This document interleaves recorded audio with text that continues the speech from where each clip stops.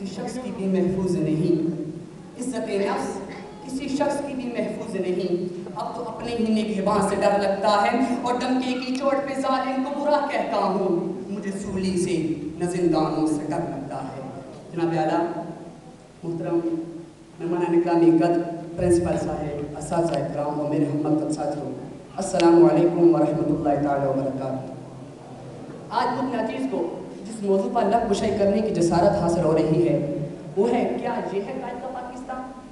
جناب اعلیٰ، وطن عزیز کے حکمران اور عہدیدار ہاتھ میں کشکول لیے ہر وقت اغیار کے سامنے بھیک ملنے کے منتظر رہتے ہیں، جو نہ صرف اس ملک کے تشخص کو پامال کر رہے ہیں بلکہ ہماری آئندہ آنے والی نسلوں کو بھی گداگری جیسی شرمناک عادت سے متعارف کروا رہے ہیں۔ تاریخ میں ایسی کئی قوموں کے قصے رقم ہیں جن قوموں نے اپنی مسلط کے نام پر سروں کو جھکا کر دست سواد بلند کیا اور بعد میں جن کا انجام بازار میں بکنے والے سفید جسموں کی مانند کمتر اور حقیر بن کر ابھرا۔ ایسا ہی کچھ حال وطن عزیز کا بھی ہے۔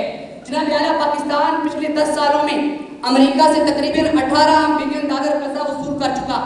امداد پہ امداد لینے کی وجہ جب ان حکمرانوں سے پوچھی گئی تو کہتے ہیں پاکستان ایک غریب ملک ہے، بھوک اور افلاس انتہا پر ہے، امداد لینے کے سوا کوئی چارہ نہیں۔ تو جناب اعلیٰ، میں نے سوچا ذرا اپنے گھر سے باہر نکل کر دیکھوں کہ امداد کے نام پر ملنے والی اسپیک نے میرے ملک کی عوام کے حالات زندگی کہاں تک بدلے۔ تو جناب اعلیٰ، افسوس ہوا، بہت افسوس ہوا۔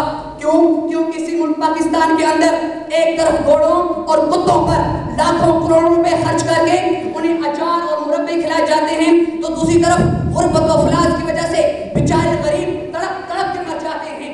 عجب تماشا ہے ان چارہ گھروں کی بستی میں، عجب تماشا ہے ان چارہ گھروں کی بستی میں، زخم دے کر نمک سے مساج کرتے ہیں۔ غریب شہر کا رستہ ہے لیکن والے کو شہر کے کتے بھی راج کرتے ہیں، شہر کے کتے بھی راج کرتے ہیں۔ جناب اعلیٰ، کہیں بھی میں نے بازار میں بکتی آدم کی بیٹی دیکھی تو کہیں بھی میں نے وزیر اعظم کے تن پہ لاکھوں کا لباس دیکھا، کہیں بھی میں نے اولاد برائے فروخت کے نعرے سنے تو کہیں بھی میں نے وزیر اعظم اور حکمرانوں کے آگے پیچھے جاتی 10 مرسیڈیز کو دیکھا۔ جناب اعلیٰ، کہیں بھی میں نے آسیہ صدیقی کی ماں کو اس کی جدائی میں تل مرتے دیکھا اور کہیں بھی میں نے ان حکمرانوں کو امریکہ کی خوشامد میں رات دن ایک کرتے دیکھا۔ میں کیا بتاؤں میں نے کیا کیا دیکھا، ڈرون حملوں میں مرنے والوں کی لاشوں کو سرے بازار پڑے دیکھا اور کئی عورتوں کے اجڑتے سہاگوں کو دیکھا۔ جناب اعلیٰ، تو کئی نوجوانوں کو ہاتھ میں ڈگریاں لیے ہوئے پارلیمنٹ ہاؤس کے سامنے بے روزگاری کے عرض آگ میں جھلستے دیکھا اور کتنے بزرگوں کو پارلیمنٹ کے سامنے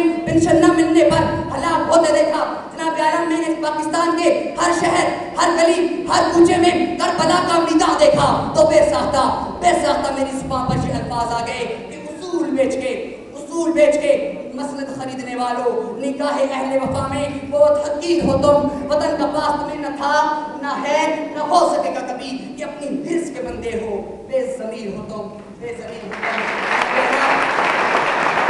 جناب اعلیٰ، جان روپوں کی اس ملک کی عزت اور توقیر کو گروی رکھنے والے حکمرانوں نے ہم سے غیرت مند قوم کہلوانے کا حق بھی چھین لیا۔ آج پاکستان اس غلامی کی زنجیر سے بندھے جا رہا ہے جسے آزاد کروانے کے لیے کتنے نوجوانوں نے اپنے لہو سے مقتل گاہوں کو سجایا تھا اور کتنی آدم کی بیٹیوں نے اپنی عصمتوں کو سر بازار نیلام کروایا تھا اور کئی شہیدوں نے اس گلستان کو سجانے کے لیے اپنا لہو اس دھرتی پہ بہایا تھا اور یہ کہا تھا، اے وطن، ہم تیری عصمت کی قسم کھاتے ہیں، تیری حرمت تیری عزت کی قسم کھاتے ہیں، تیرے دامن پر کبھی آنچ نہ آنے دیں گے، جان دے دیں گے مگر تجھ کو نہ جانے دیں گے، جان دے دیں گے مگر تجھ کو نہ جانے دیں گے۔ کیا یہ پاکستان وہ پاکستان ہے؟ میں پوچھتا ہوں آپ سے، یہاں بیٹھے ہر شخص سے، کیا یہ ہے وہ پاکستان؟ نہیں، ہرگز نہیں۔ دوسروں کے ٹکڑوں پہ پلنے والا پاکستان قائد اعظم کا پاکستان نہیں ہو سکتا۔ جناب سر، پاکستانی ہونے کے ناطے ہم پر یہ بڑی ذمہ داری عہد ہوتی ہے کہ ہم آزادی کی اس نعمت کی قدر کریں، اخوت اور بھائی چارے کو فروغ دیں، اپنی زندگی کو اسلامی اصولوں کے سانچے میں ڈالیں، ہر قسم کے تعصب اور فرقہ پرستی سے اجتناب کریں اور اپنی سرزمین کے ذرے ذرے کا دفاع کریں اور اس کی املاک کو ضائع ہونے سے بچائیں۔ یہ تمام تر ذمہ داری ہماری ہے۔ اور آخر میں آپ سے اتنا کہوں گا کہ جدھر بھی جانا محبتوں کی ایک محفل اجاگر رکھنا، ہمارے بس میں نہیں ہے یارو عداوتوں کو سنبھال رکھنا، کہیں وہابی، کہیں سنی، کہیں بلوچی کہیں ہے سندھی ہزار ٹکڑوں میں بٹ رہا ہے، میرے وطن کا خیال رکھنا.